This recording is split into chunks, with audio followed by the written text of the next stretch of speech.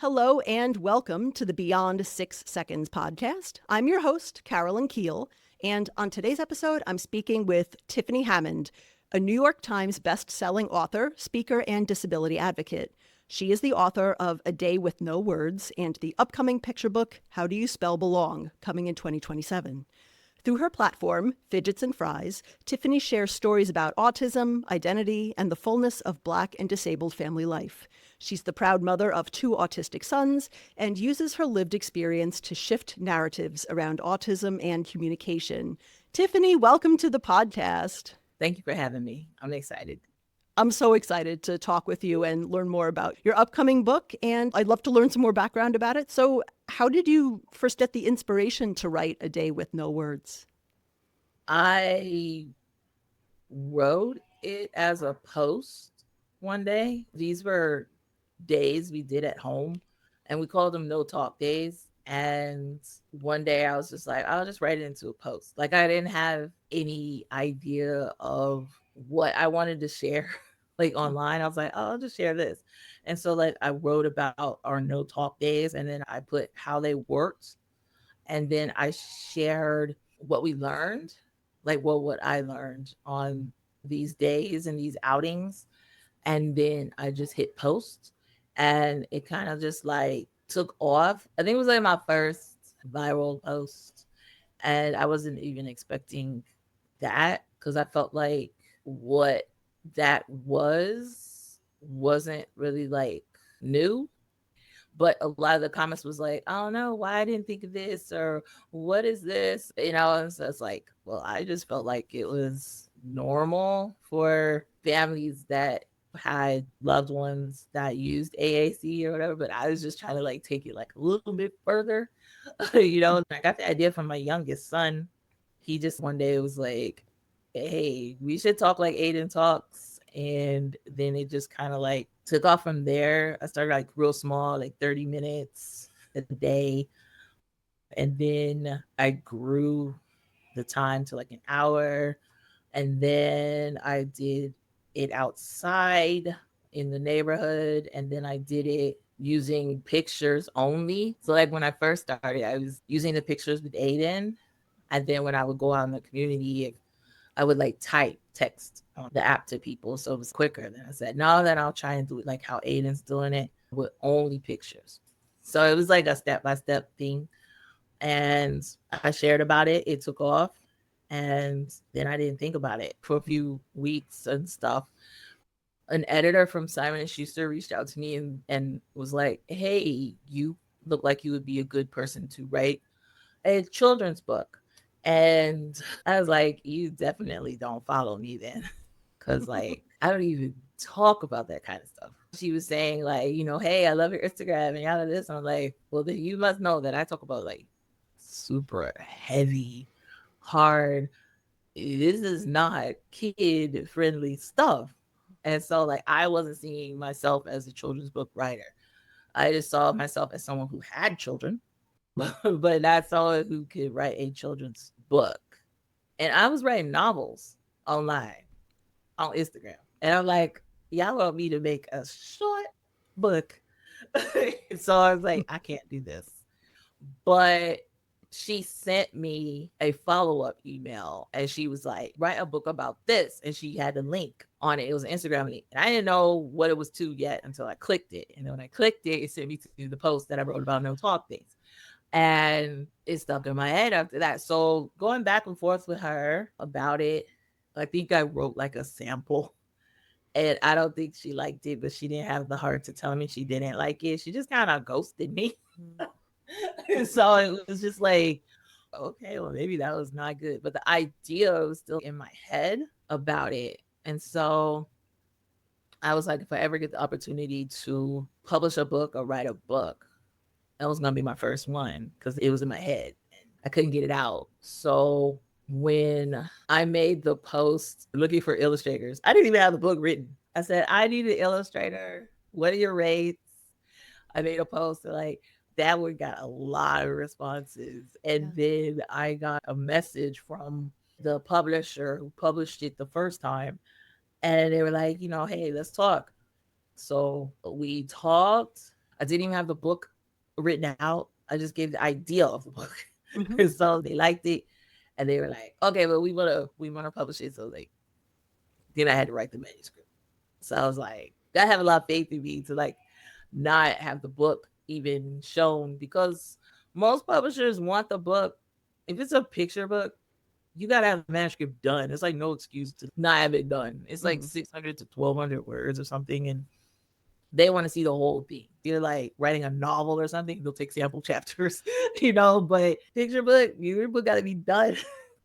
So that was rare for me. How I got into publishing and stuff, it was not common, so my path was different. But I wrote the book, and I was given 6 months to write it. It took me 4.5 months to write it, and I didn't start writing it until like month 4. So I was sitting on it for a while, like banging my head into the wall because I didn't really know how to write it. The editor that I had said, don't think about the 600 word count limit. You can overwrite it and then we can edit it. And once she told me that, I Mm-hmm. was like, better that I knocked it out, because I was stuck on that 600 word. I was like, this is not fitting. This is not fitting. This is not fitting. And so I overwrote it and they cut out pieces. And that's how I reached the word count. And that's how the book came to be in the world. That's really cool. It is so different from what you typically write, because you write long form about very serious topics, and having to write something between 600 or 1200 words that's difficult. People tend to think that writing longer things is hard, but I personally think writing very short things is hard. But I guess knowing that you can overwrite and then edit things down helps a lot. It does. And I Yeah. think the hardest thing that I've ever written is a children's book. Like, that's hard. And you don't know, kids are tough. They're like the Yeah. roughest critics, you know? Mm-hmm. And then with picture books, you have to not only make it engaging, but like entertaining. It has to have a lesson. Then it has to be, within the word count. Then it has to make sense. Then it has to they have to walk away from the book with something new that they didn't have before they read it. So it's a lot. It's very involved. And so that's like the hardest thing I've ever written was picture books. Yeah. Right? Complete like picture books, because you don't know what part of the book you want to try and leave to the illustrator to try and to tell, or what you want to have it with the words. And Yeah. then like, is this going to be enough? And it's a lot, it's involved. But once I got it out of me, I'm like, hey, I kind of like this. So like, we'll write another one. Mm-hmm. Like, yeah, I like it now. At first I was like, no, I don't like I don't like this spot. And now I love it. That's so awesome. Yeah. And one of many unique things about the book is that it's told from the perspective of a non speaking autistic boy. The main character is Aiden, which is also the name of your oldest son, who is also a non speaking autistic boy, and his interactions mainly with his mama for the day. How did you decide to tell the story from Aiden's perspective? That was like the hardest thing to do. Like, cause it was like, I don't want to speak for him.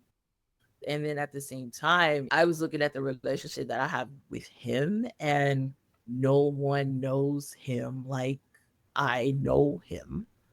And like his dad knows him, and like his Mm-hmm. brother knows him. And I said, like, if I write it from this angle and not mine, if I write it from his, I wanted it to be real experiences that we've been through. And I want to include real reactions that he's had, real things that he's done, and real feelings that I've seen him exhibit, share, express and put out. Like, so it's not me coming in there. I'm like, I just made this up about him. It's Mm-hmm. like, I want it to be real. And I'm just telling you about it. Like, I'm just narrating what he has done and what our experiences are together. And because it's like the biggest thing is there's nothing that my son has gone through in his short 18 years of living on this earth that has not impacted me in some way and that I have not experienced on some level. And I was like, I want to tap into that. So I know how he feels. I know what it means when he looks like this, when he gives you a certain look, when he taps this button, when he holds my hand this way, when he makes a sound. I know what that sound means. And I know what he's feeling right now. So I was like, if I write it from this side, you're not going to add nothing else to it. Like, don't add nothing that you haven't seen, felt, experienced, done, did, whatever. Don't add nothing. Because then that's when it gets like, for me, I felt like it gets a little muddy right there. So I was like, I didn't want to go there. So I was like, I want to just focus on the things that we know he's done, we know he's experienced and stuff. And that's why it's always so interesting to see how they categorize my book sometimes. And some places they've listed it like under fiction and stuff. And I'm just like, do y'all list all picture books under fiction? Or like this real boy, it's real Aiden. I'm a real mom. That's us. We went through these days. We went to the park. We had that experience at the park. It was more involved and more in depth than what it was, but 600 birds can't put everything in there. Mm-hmm. But like we had those experiences. He loves his chicken nuggets. He loves his fries. He loves his orange soda. He pushes buttons to talk. He can occasionally inform people that he is, autistic or has autism. He loves to spin in grass barefoot after rain. So it was like, I need to just make sure I'm including him, what I know of him, what I see of him, what I experience of him, and then the both of our experiences together. So it's not me coming in there like, this is a random child. I don't know. I'm just going to write like something. Yeah. And stuff. So yeah, it's a delicate balance. And then I had to carry that balance into the second book of his dad and him. So yeah. But yeah. Yeah. Yeah. I was wondering how much of the story is based directly on your family's real life experiences. I assumed a lot of it, if not all of it, was, considering Aiden has the same name as the main character in the book. I think it's really powerful to be able to base it on real life lived experiences and tell it through his eyes. And he knows things. Like, Yeah. and Oh, that's like yeah. the biggest thing. Like, I wanted to write a book that if I read it to him, he'd be proud of that and he'd be okay with that. And he'd Yeah. be like, Mama did good.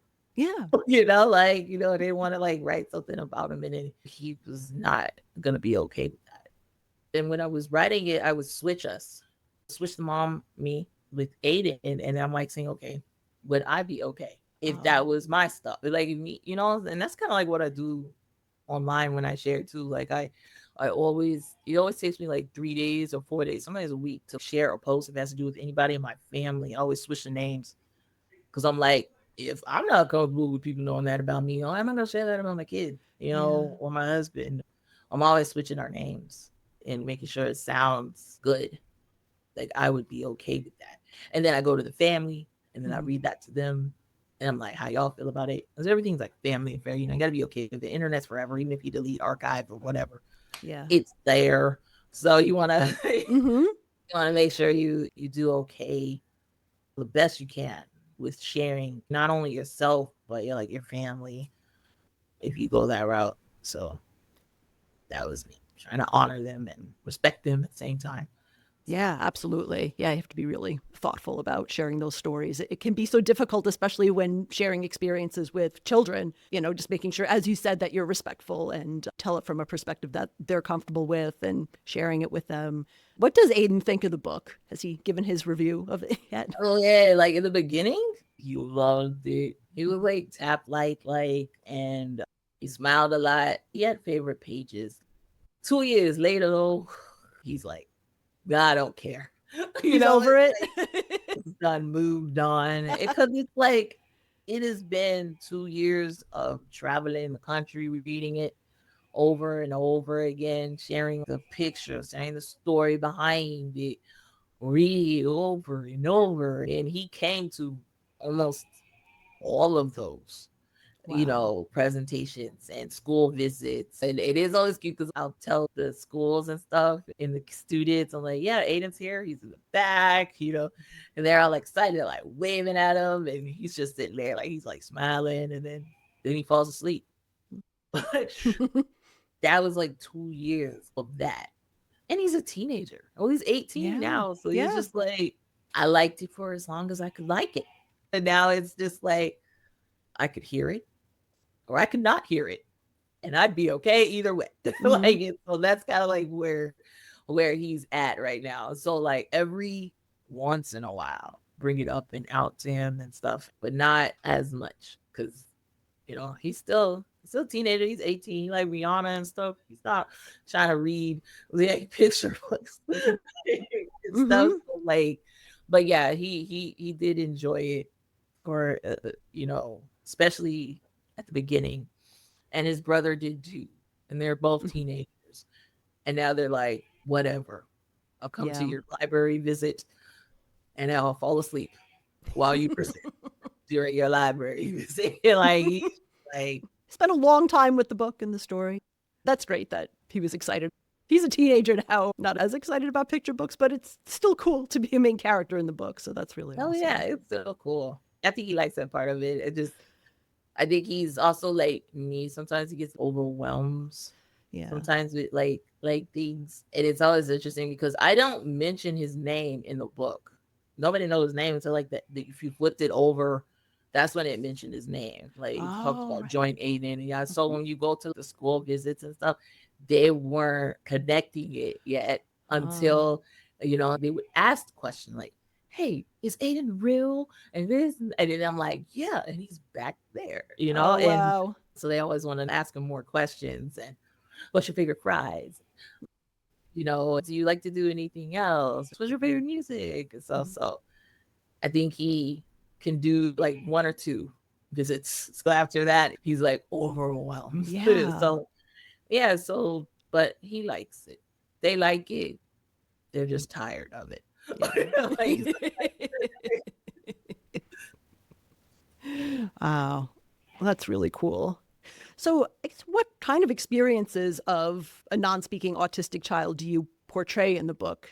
I wanted to highlight the fact that he can hear all the voices, everybody talking, everybody around him, but the people around him don't hear him. Mhm. They don't, see him. I wanted to highlight how isolating that could be sometimes. And I think that Kate did a super amazing job of articulating that in the art Mhm. to where I didn't have to use more words to explain that.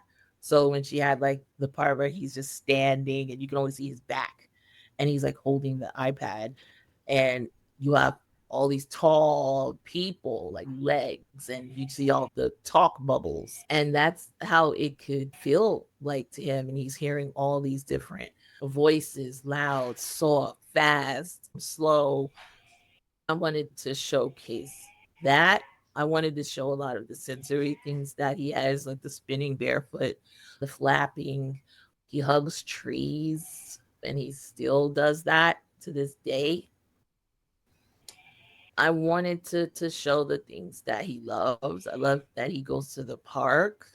I love that he can still have fun, that he can go outside. That was one of the biggest things that I wanted to show without actually saying it. You don't get that many words. And I don't know if the families that I wanted to see that picked up on it quite, but the biggest thing is I wanted him at home as short as possible. So it's like, boom, like first page, you see he's waking up, and then boom, they're out the door. Mhm. Like there's nothing in between there. Like he's gone.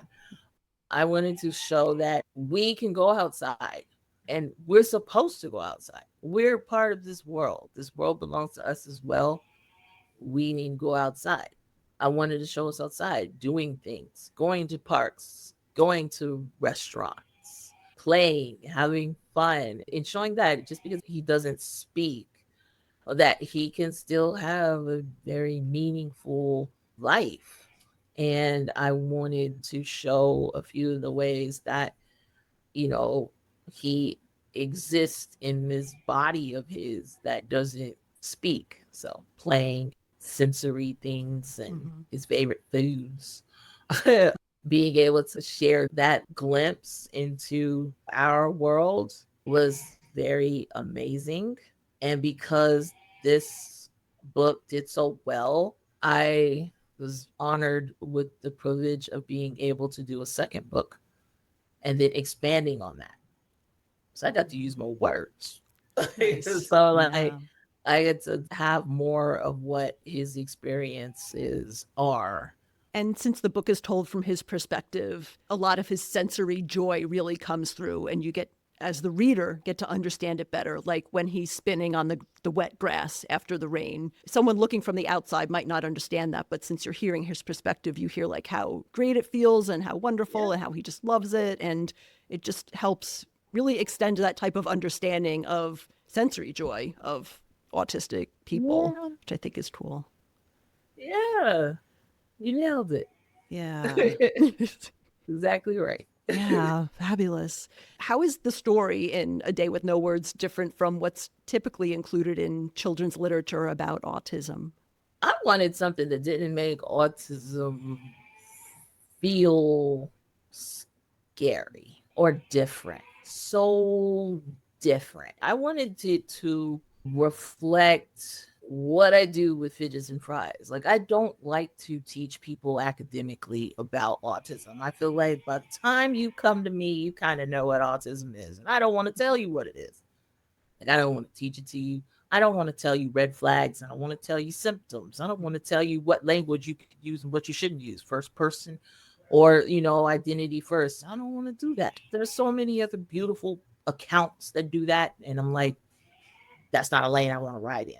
What I want to do is I want to tell stories that bring you closer to our experiences. And maybe you can find a little bit of yourself in one of the stories that I share. Just a sliver. I just need a little tiny bit.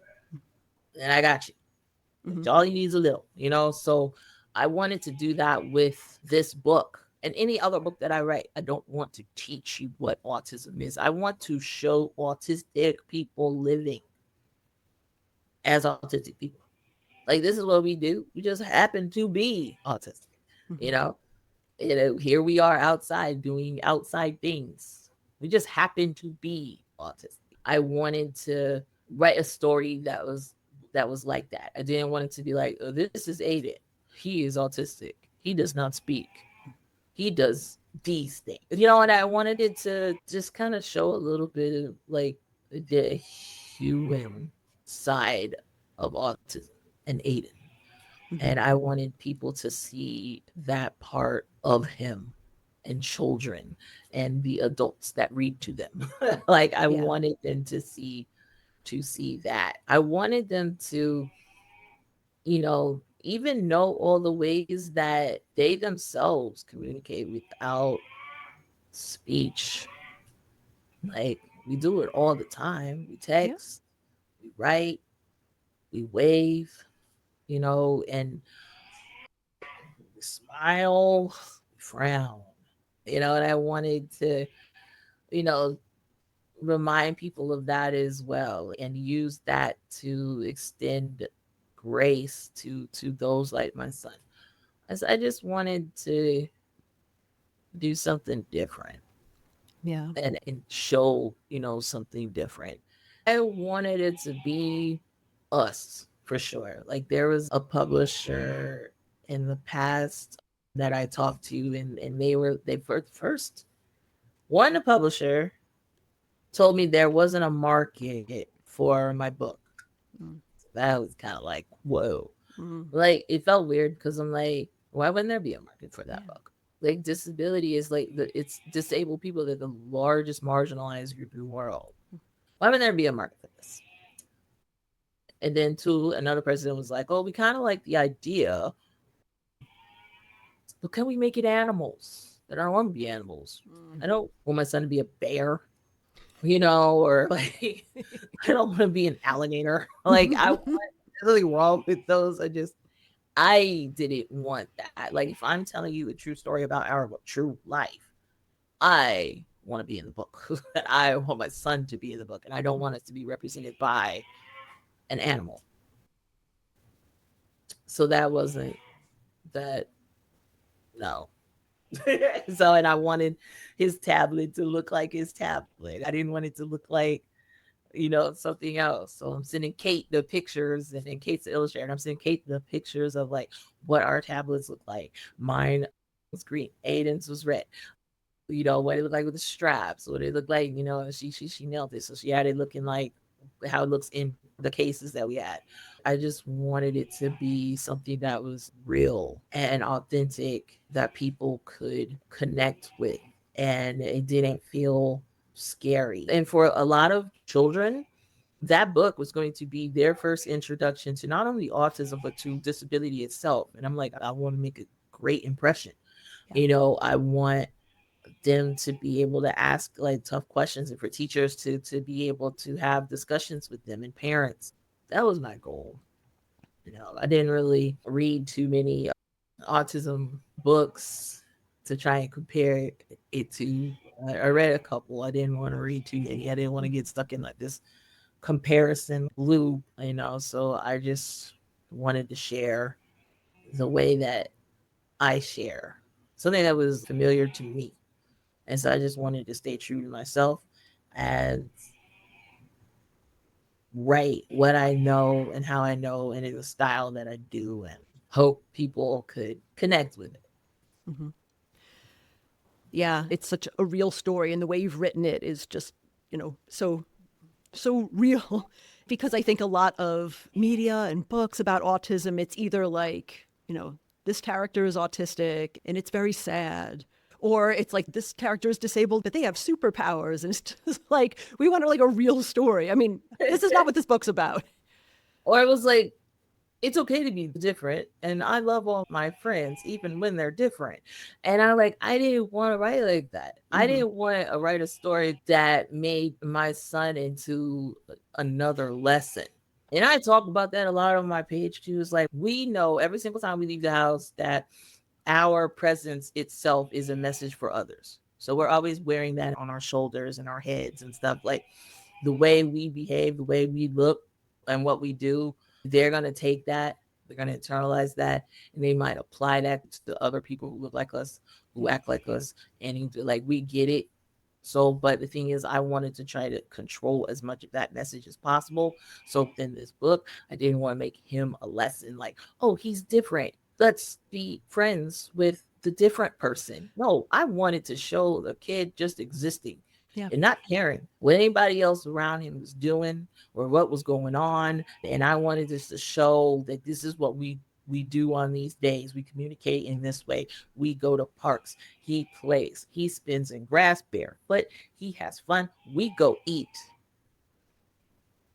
And then we assume after that we go home. But and that's it.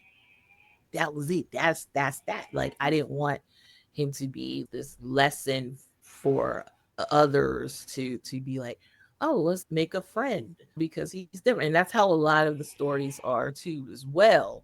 And I'm like, nah, I just wanted to write a story about a autistic non-speaker who is Black, who is just existing, and in all of his humanness, he's just existing. And I want that to be enough for you. Like, later on, we can talk about how y'all can, and you can do a lot of like activities and stuff that tie around, understanding and engaging and friendship. And look, you tie that at the end and stuff. But this right now is just like a story of this child just existing how he is. And I'm like, let that story just be that. Yeah. And then you can like, add the stuff on later. But that's what I was doing with that. I was just showing he's existing. That's how he is. And I wanted to show, because that's what Aiden does every day. He doesn't know he's a lesson for others. He doesn't know, like, he's just living, existing, not changing, not bending to anything. He is just brave and bold and bright and a ball of love. Loud, but a ball of love. A ball of loud love. Yeah. That's it. Yeah. And I wanted to show that as best as I could in that book. Yeah. You can show a lot more of him in the second book. Oh, cool. But this one is like my intro into to the book world, and it is always going to be my book baby that I love and cherish. And I hope that with the re-release of it, that it reaches not only the same people who bought it the first time around, but a newer, wider audience who can love it just as much as everyone else who bought it loves it, and just how much we love it. And yeah. That's awesome. And yeah, it's a perfect point to the book. It's a great introduction for children. As you said, it might be the first time that they're learning about or reading about people who have disabilities, and just it's just people out existing in the world. And yeah, it's not Aiden's job to be teaching people about disability and caring and friendship. Like, unless he decides one day he wants to take that job on and, get paid Yeah, for it. But at this point, exactly. he's just out there living his life. Just living his life, Yeah. going outside and traveling and eating all the fries he can, and just there's Aiden. He's just living. Yep. And I want that to be like the message of this book and the message of maybe most of the books already. There might be a few where I don't want to say never, Yeah. but of a lot of books. I just wanted to just share, that we're just living. Yeah. We're here. We're just existing, and it's cool that we're here. Yeah. And I just wanted to show that, share that. Yeah. Absolutely. Yeah. And again, having the story be told from his perspective, it really helps people understand more about what the internal experience of being a non-speaking autistic person really is. And I think it helps take away a lot of misconceptions that people have about non-speaking autistic kids. So I guess from your perspective, what are some of the most common misconceptions that people have about your sons, or even about Black autistic children in general? I want to say for non-speakers in general is that they assume he doesn't understand Yeah. what is going on around him. Like he's not aware of his surroundings. And he's most definitely aware of what goes on around him. He's even aware of the things that people say and the tone that they use, the words that they use. You can visibly see him and his body language change when someone is talking negatively about him.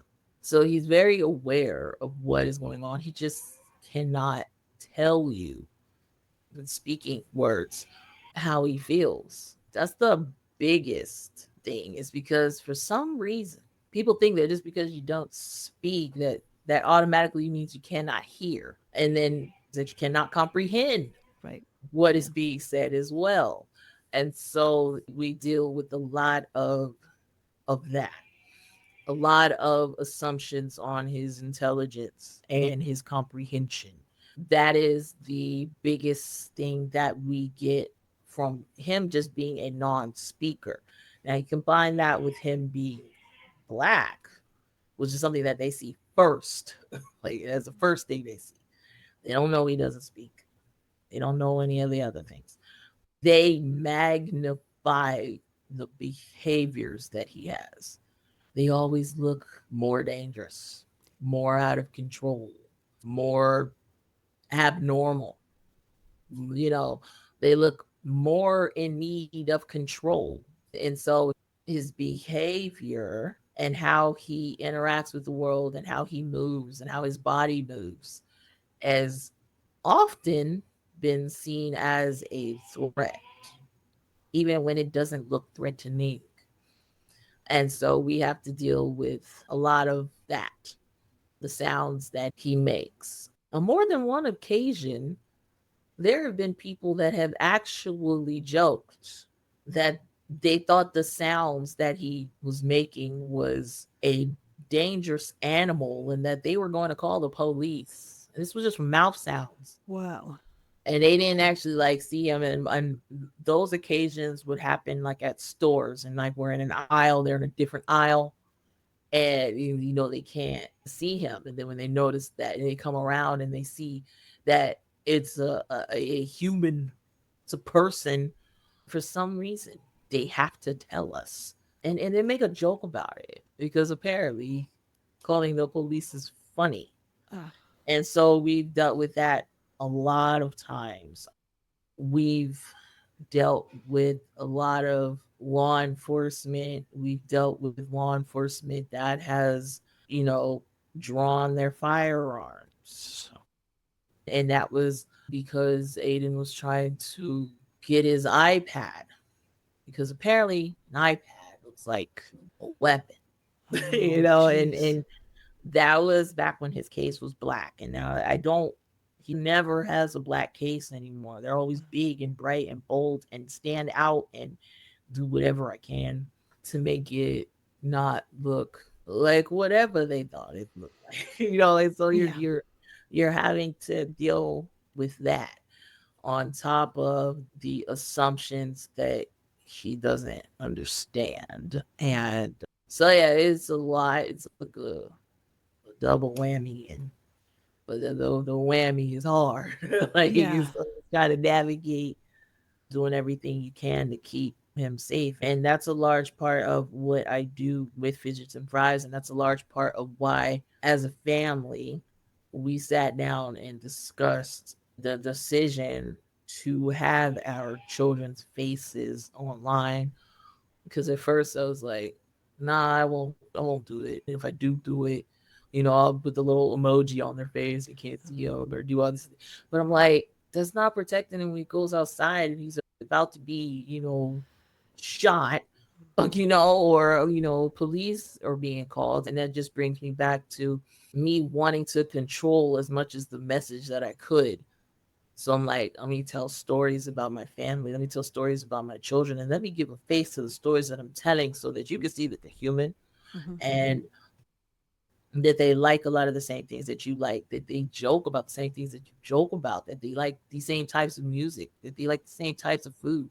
Show their humanity and remind people of their humanity. I don't want to be like, oh, I'm trying to humanize my children. No, they're already human. You should know Hmm. that.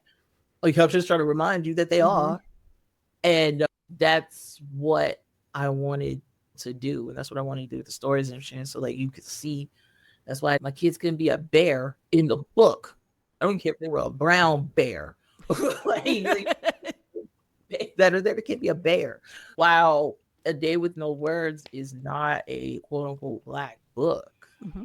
black representation within the book is incredibly important. Yeah.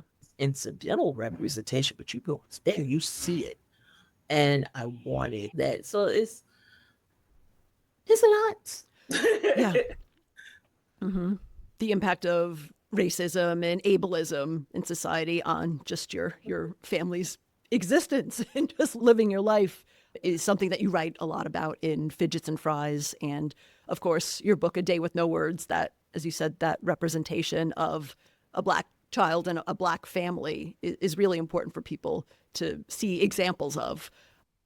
It's I'm trying to avoid saying like, well, it's teaching people lessons, but it is, reading about people's real life experiences is education for a lot of people who really have never had exposure to that. Yeah, they're still gonna learn something. You're Yeah. gonna learn. So you're gonna walk away learning something. Like, I want you to walk away learning something.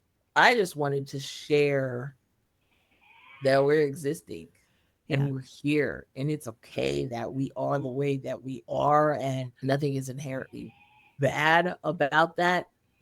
And I want to share that and show you that. And I want you to take that and carry that with you. So, like, yeah, Yeah. you're always going to learn something. Yeah. Hoping you learning something, Yeah. you know. Yeah. It's like, it's that you're taking, something from this, and you're carrying it with you, and that it helps you in your future interactions with, or even in your life with what you have going on. I just want to show us just being us and existing, and I want to attempt to control as much of the message as possible, like that I can.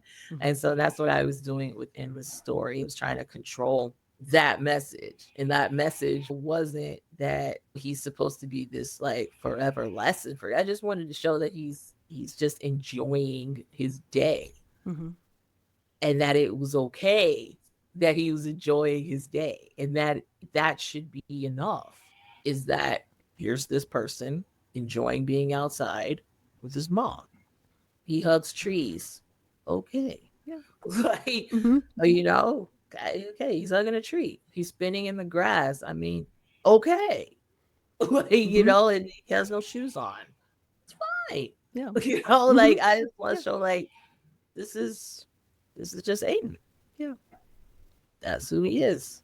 Yeah, absolutely. Well, Tiffany, I'm really excited for the book to come out. And by the time this episode comes out, the book will probably be like right about to launch or will have just launched. So, where can people buy A Day with No Words, and where can they help support your other writing and other work through Fidgets and Fries? I'm on Facebook, Fidgets and Fries. I'm on Instagram, Fidgets and Fries. There's a period in between the Fidgets period and period fries.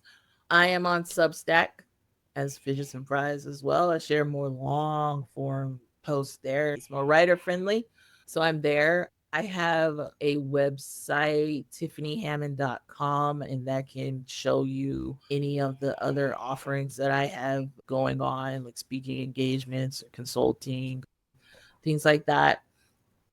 You can find the book at adaywithnowords.com, and that can give you like a link to a bunch of different major retailers. I think there's a link on there for a retailer in the UK. If you're in the UK, there's one for Canada. There's also going to be an audiobook this time. There's an audiobook last time, but it came out almost a year after the book. But this time it's going to come out the same day. Cool. So you can pre-order that. That's also going to be on adaywithnowords.com. And you can buy it at whatever retailer you love or independent bookstore. It's also on Bookshop, and they love to give back to different bookstores to help keep their doors open. If you don't have a local bookstore near you that's carrying the book, you can either request they carry it or, buy through Bookshop and designate that bookseller as someone that can get some of the proceeds back to help them keep their doors open and stuff, because independent bookstores are amazing Mm-hmm. and keep them around. They're like the heart of communities and stuff, and the money stays in your local community. So if you can shop indie, go indie. Fabulous. And I'm also really excited to say that as part of this episode, Beyond 6 Seconds is giving away 3 copies of A Day with No Words. I'm going to share more details about that giveaway in the show notes of the episode. So, yeah, thank you so much, Tiffany. Yes. Yeah. Thank you. Yeah. I'm excited. As we close out, is there anything else you'd like our listeners to know or anything else they can help or support you with? Not really. I mean, if you already have a copy, they make good gifts. The newer copy is slightly different, but the slight changes made a world of difference. It's more glossy and it's more shiny and it's fingerprint resistant. The first copies, fingerprints everywhere. And so every time I was seeing someone, they took the jacket off. Like they had fingerprints everywhere. Mhm. The inside pages are glossy now and they feel a little bit more durable to me, and there's been some language changes on the inside jacket and the back cover, but they also make really good gifts to schools and to libraries. And one thing I'm trying to push for now is getting them donated to children's hospitals because they have libraries.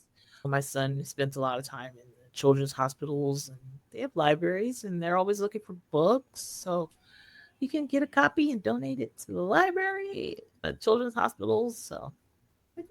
Awesome. Thanks, Tiffany. It was so great to talk with you, and congratulations on the re-release of the book. And yeah, it's really exciting. Thank you for all of the great work that you do. Thank you so much.